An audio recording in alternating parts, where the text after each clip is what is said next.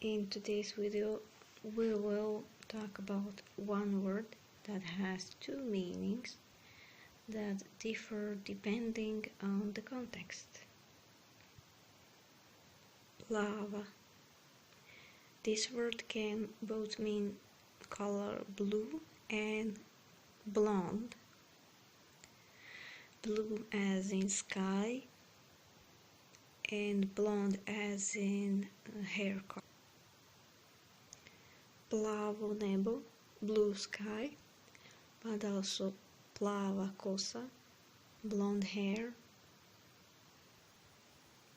So there is also a noun that comes from this word, plavusha.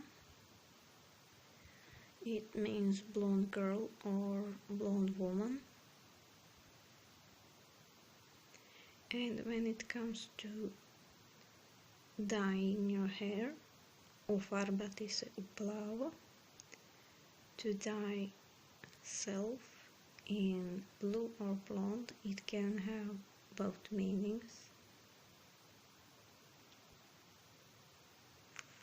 So that will be all for now. See you in next video.